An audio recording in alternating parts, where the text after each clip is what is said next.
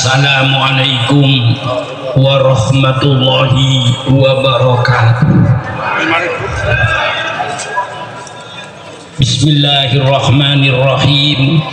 Alhamdulillahirabbil alamin. Wassalatu wassalamu ala asyrafil anbiya'i wal mursalin.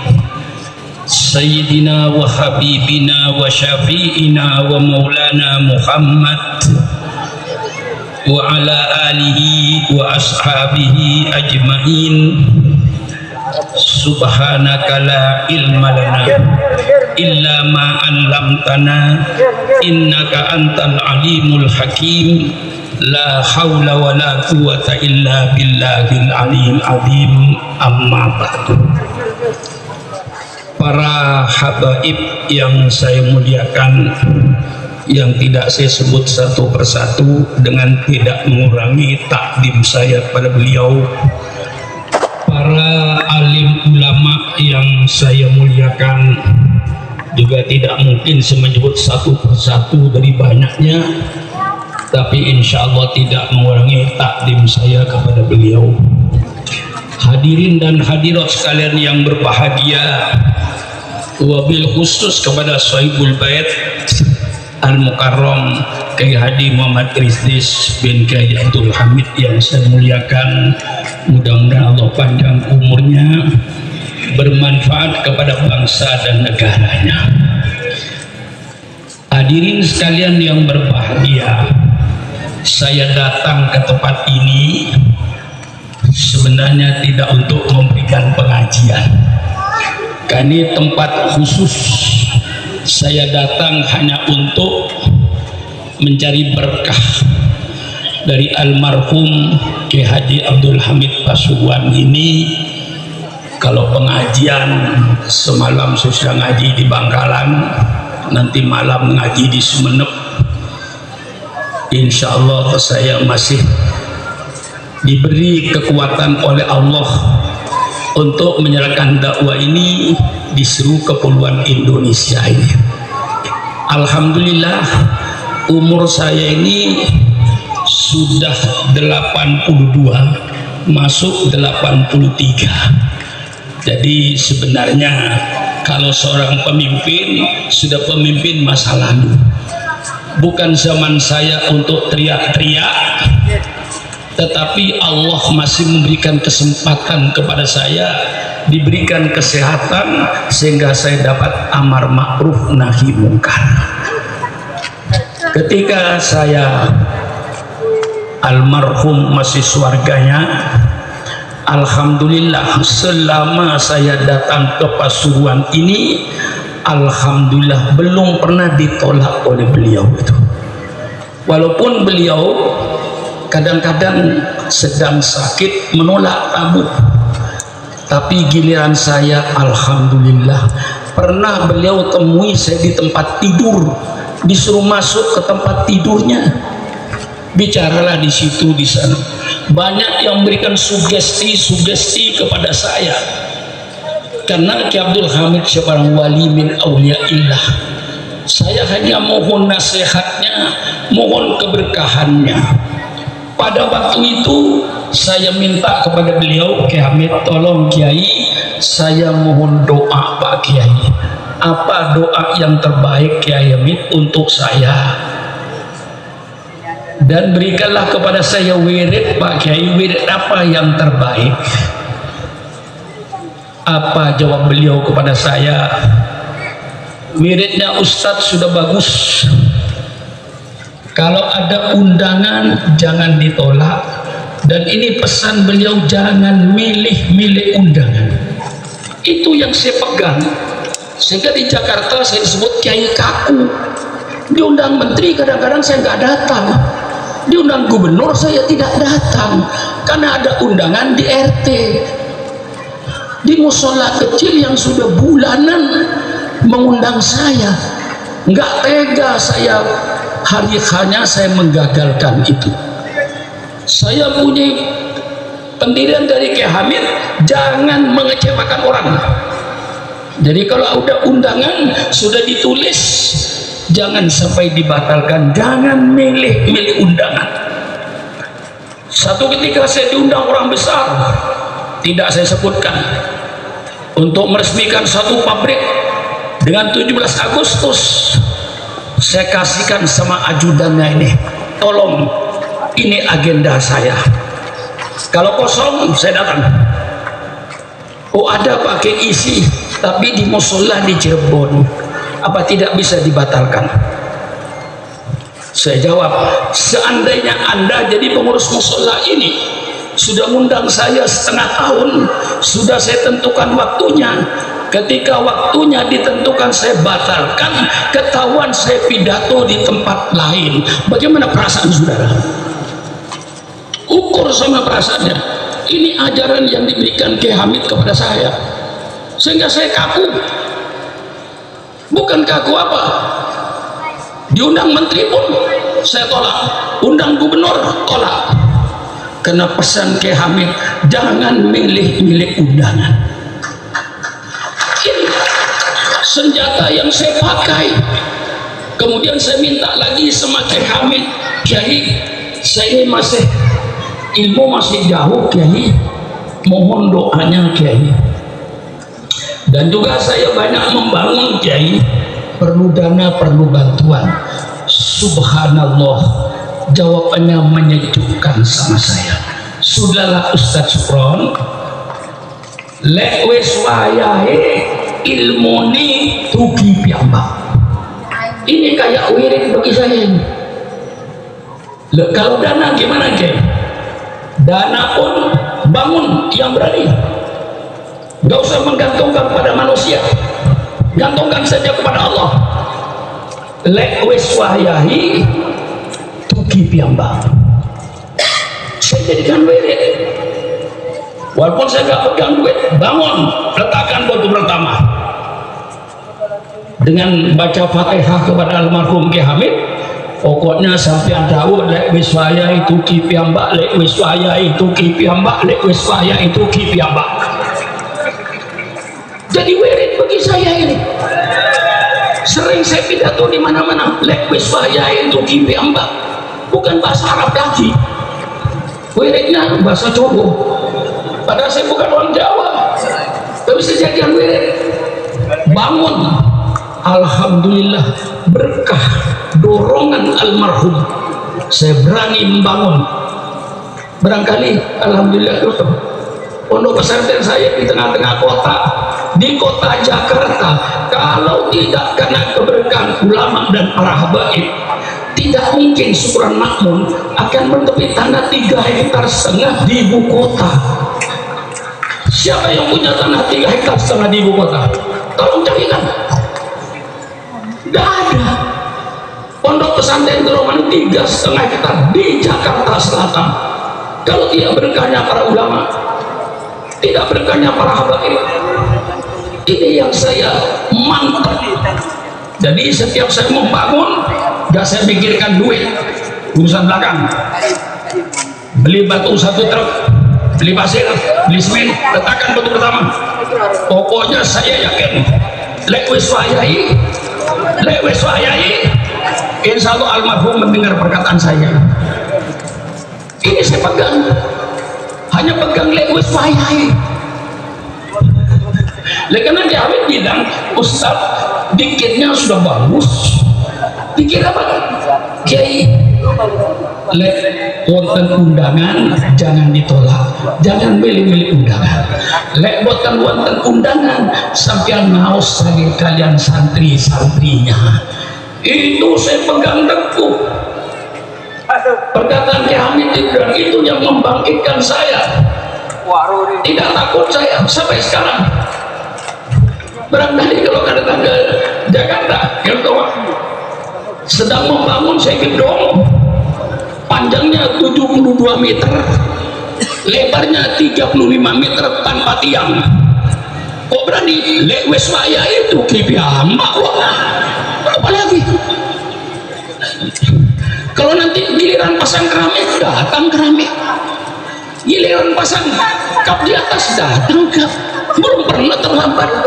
Ini keyakinan saya, tawassul saya ini dengan Fatihah kepada almarhum, terus saya semangat lekwe saya itu Mbak. Ini saudara-saudara, alhamdulillah saya belum pernah datang ke Pasuruan dalam keadaan Kiai Hamid sakit. Bagaimanapun saya masih dipanggil. Beliau di tempat tidurnya, saya di bawah. Saya sering minta nasihat pada beliau, dan itu yang saya pegang. Maka sampai sekarang saya diundang di RT pun, musola di bawah jembatan pun saya datangi.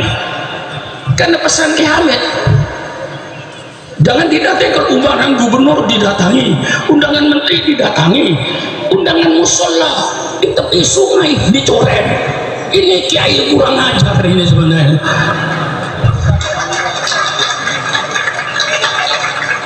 Ini yang saya pegang. Jadi ada punya pegangan saya dengan almarhum Kiai Hamid ini. Inilah saudara-saudara, tidak usah bicara soal perjuangan Kiai. Kiai ini sudah pasti, nggak usah ditanya apa perjuangan Kiai. Al-amru bil ma'ruf wan nahyu 'anil munkar. Itu saja Kiai tugasnya. Tidak ada lebih dari itu. Kiai tugasnya hanya al-amru bil ma'ruf wan nahyu 'anil munkar. Maka kalau ada, maaf pemerintah, maaf Pak Menteri, maaf Pak Wali Kota, maaf Pak Bupati, kalau dia kiai berbeda dengan pemerintah, itu kiai yang bagus, kiai yang peduli dengan negaranya, tidak mau kiai membiarkan negara ini hancur, tidak mau kiai membiarkan negara dalam kezaliman. Kiai tegur, kiai yang tegur ini kiai yang baik, yang cinta negara, cinta bangsa. Kalau ada kiai berbeda, jangan ditangkap, jangan dipenjara. Kalau ada kiai berbeda, undang ke kantor kabupaten. Syukron Makmun berbeda dengan Bupati Lumajang. Bukan musuh saya ini, saya cinta sama bupati supaya bupatinya tidak tergelincir. Undang saya ke kabupaten. Ini namanya demokrasi. Ngopi bersama dengan bupati, betul atau tidak? Kalau perlu dengan mie goreng, betul atau tidak?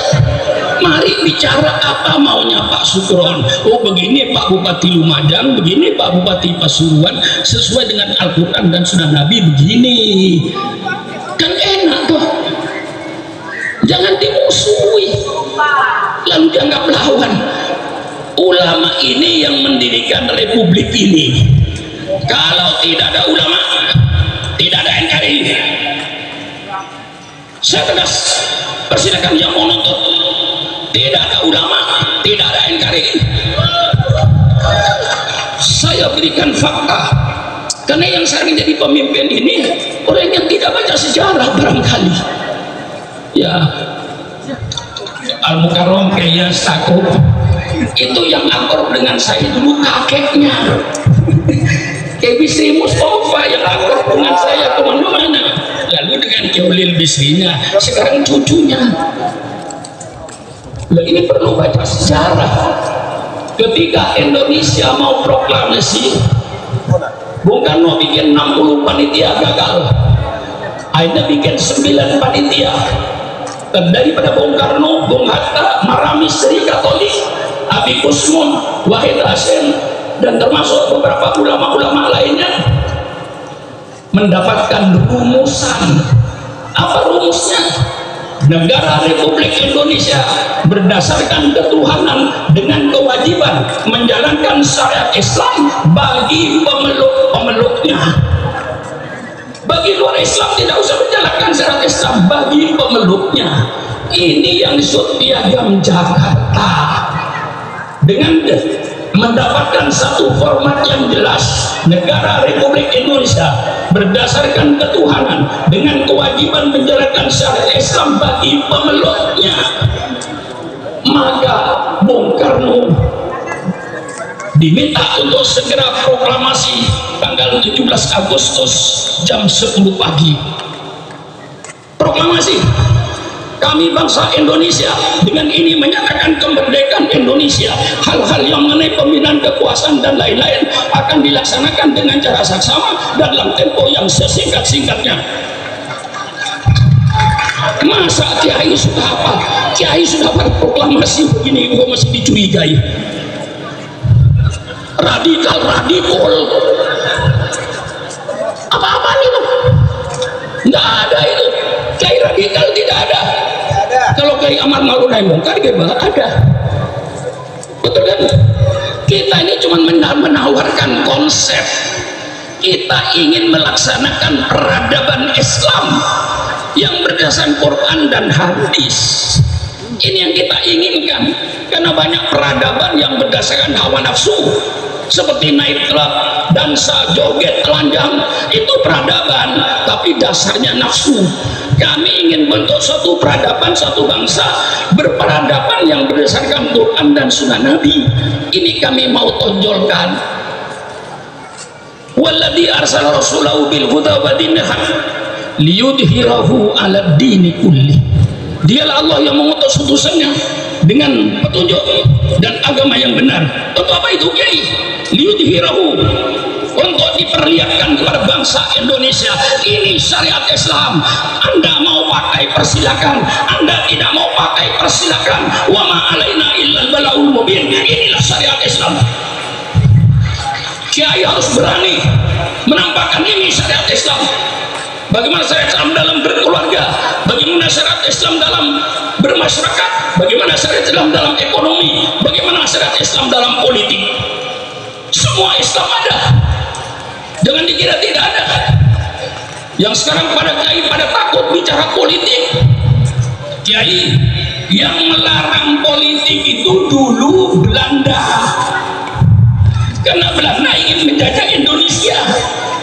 Kiai dilarang baca politik, tidak boleh bicara politik di masjid, di Salim dan lain-lainnya. Itu yang melarang bicara politik Belanda. Kalau sekarang masih ada orang yang melarang kiai bicara politik, itu berarti sisa-sisa Belanda. Jelaskan, itu sisa-sisa Belanda itu. Persilakan. Kalau kiai sayang negara, kalau kiai cinta sama NKRI, saatnya kiai bicara politik. Politik Al-Quran, politik sunnah Rasulullah, bukan politik kebohongan, bukan pencitraan, tapi kejujuran politik yang diminta itu. Betul atau tidak? Persilakan kiai bicara politik. Politik Al-Quran, bicara politik sunnah Rasulullah. Yang kayak tadi itu Pak Bupati dan Pak Menteri, itu semuanya dalam Islam ada. Jangan mempersulit urusan rakyat. Hadis, man waliya min amri ummati fasyaqqa alaihim fashquq alaih. Barang siapa yang memegang pimpinan urusan umatku, dia mempersulit urusan umatku, maka dia nanti akan dipersulit oleh Allah di padang mahsyar. Maka ketua RT, ketua RW, lurah, camat, bupati, wali kota, gubernur, presiden, menteri, jangan mempersulit urusan rakyat. Kalau bisa dipermudah, mengapa dipersulit? Jangan sebaliknya. Kalau bisa dipersulit, mengapa dipermudah? Iblis. Nah ini betul gimana? Kalau bisa dipersulit, kalau bisa dipermudah, kenapa dipersulit? Man waliya min amri umatih fasaqat fasqat man yasaillahu ru'yatan yamutu yauma yamutu wa huwa wasul li ru'yatihi haramallahu alaihi jannah. Ini hadis politik. Ayo bicara dengan orang-orang politik. Saya undang ke rumah, ayo bicara politik dengan segera namun. Ini hadis politik. Barang siapa yang Allah jadikan pemimpin, kemudian dia mati. Ketika mati kebah sedang menipu rakyatnya, pemimpin seperti itu haram masuk surga. Haram masuk surga. Doakan pemimpin-pemimpin yang belum memenuhi janjinya di kampanye, mudah-mudahan dipanjangkan umur. Betul atau tidak? Hei pemimpin-pemimpin yang kau belum melaksanakan janji-janjinya ketika kampanye, tolong ya Allah jangan dimatikan dulu. bisa memenuhi janjinya, mau mati matilah kau.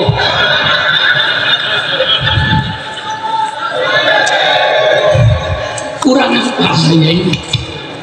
83 tahun nggak pantas saya bicara begini nih, bukan waktunya sudah.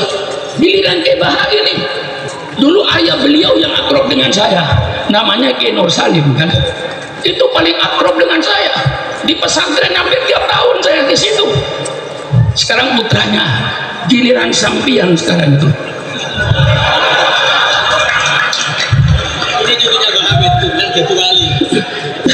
Nah iya, saya sudah nggak pantas sudah, tapi karena saya katakan, hai bangsa Indonesia, jangan kau bangunkan macan tidur. Saya sudah tidur, tapi kalau Islam kau ganggu, jangan coba-coba. Yang umurnya Syukur Makmun 82 tahun, Islam diganggu, komputer berputar 28 tahun.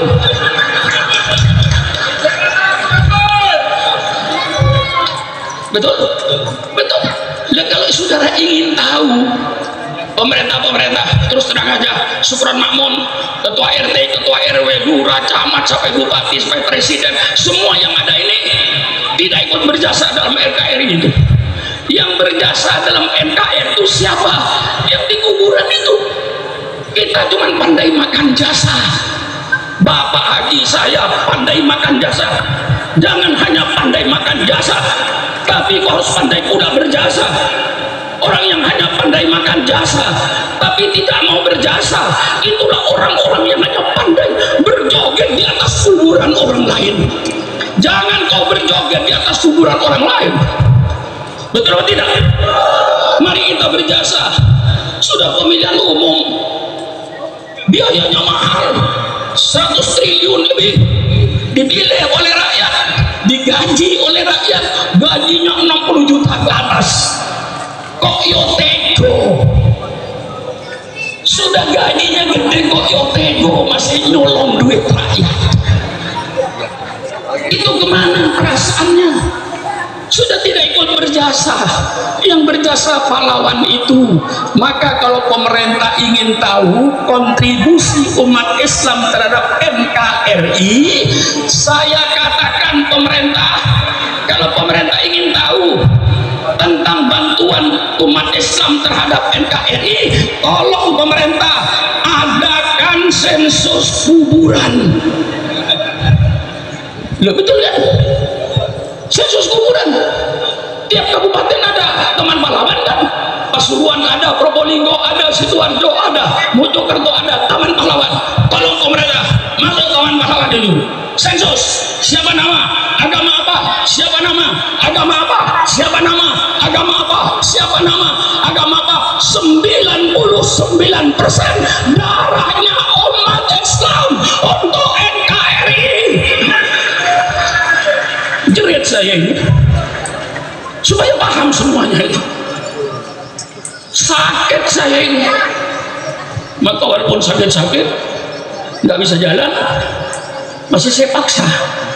Soalnya Kiai Idris ketemu saya di kuburan Kiai Hamid. Ketika saya takziah ke kuburan, tolong Kiai nanti maulid kalau bisa datang usahakan iya. Nah ya sudah, saya sudah mau berhenti juga.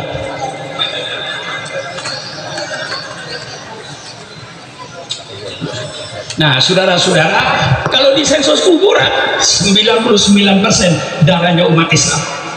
Tadi yang saya katakan, kalau tidak karena ulama gak ada NKRI. Jam 10 pagi proklamasi Bung Karno, jam 3 sore Angkatan Jepang datang kepada Bung Hatta. Dia bilang kalau 7 kata ini tidak dicoret, Indonesia Timur tidak ikut. Subhanallah, pagi proklamasi, jam 3 Pak Saiful mau pecah Indonesia ini. Ya saya kenal betul dengan dia, sama-sama NU-nya kok. Saya sejak dulu NU, tapi NU dulu. Tapi rupanya kembali ke NU dulu dia. Kalau NU dulu sama dengan saya. Apa? Iya. Kalau NU yang macam-macam, ya tunggu dulu. Betul atau tidak? Kalau NU, ya ini sudah saya tahu dia kembali kok. Selalu merayu saya kok. ke pesantren saya berkali-kali itu menunjukkan tanda rujuk itu ya.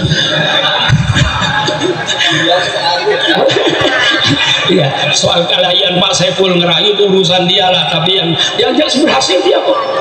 Sampai saya bilang, tolong kalau betul Habib Taufik datangkan betul dia itu. Iya, yang saya minta temu sampean dah, jangan dikira nggak ngomong dia.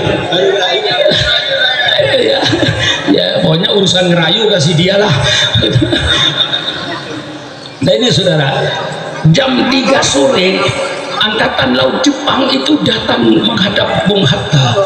Kalau ini tidak dicabut, kami Indonesia Timur tidak ikut. Berarti waktu ada Republik Indonesia Timur, ada Republik Indonesia Barat. Tanggal 18 Bung Hatta kumpulkan lagi minus Pak Wahid Hasim karena pulang ke Indonesia diganti dengan seorang ulama dari Sumatera. Perdebatan terjadi. Kata satu tidak bisa, ini sudah ditandatangani. Kata satu gimana nanti kalau pecah Indonesia ini dengan lapang dada, wahai bangsa Indonesia dari Sabang sampai Merauke. Kalau tidak karena lapang dadanya para tokoh Islam waktu itu, NKRI tidak ada. Tegas saya, tangkap aja. Saya sudah umur 82 tahun kok. Di penjara tinggal berita.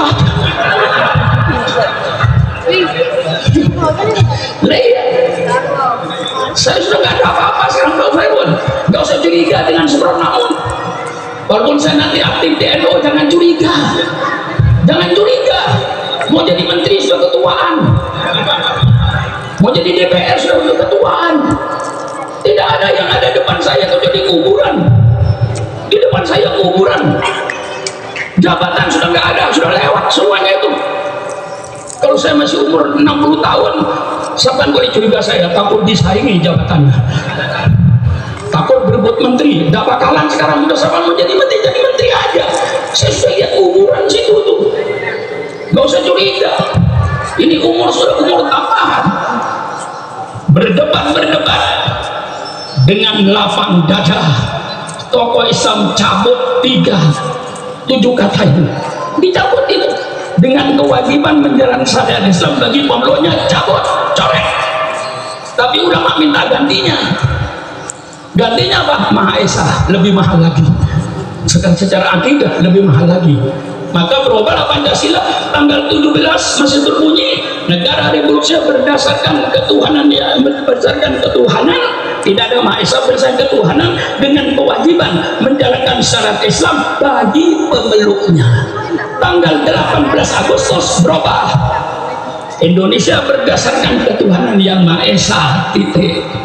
Kalau seandainya ulama itu tidak mau merubah dan tidak mau mencabut, ya nggak ada NKRI itu. Masa ulama yang dicurigai tidak cinta NKRI? Kiai yang bikin kok. Nah, saya kira masih ada pembicara lagi ya. Sudah. Ya biasanya saya ini pidato tuh ya 4 jam non-stop tanpa minum. Tadi itu saya hormati aja ngasih minum itu ya. Sebenarnya saya tanpa minum 4 jam juga nggak apa-apa. Kalau sudah bikin tenggorokan saya spesialis, insya Allah. Nah itulah saya sebenarnya banyak cerita. Tolong nanti kita ingin membentuk satu peradaban yang berdasarkan Quran dan hadis.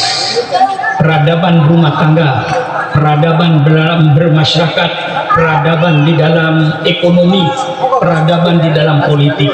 Intinya mengapa Islam bicara ini? Supaya anggota rumah tangganya berakhlakul karimah. Mengapa bicara ekonomi? Supaya pelaku ekonomi itu berakhlakul karimah. Mengapa bicara politik? Supaya pelaku politik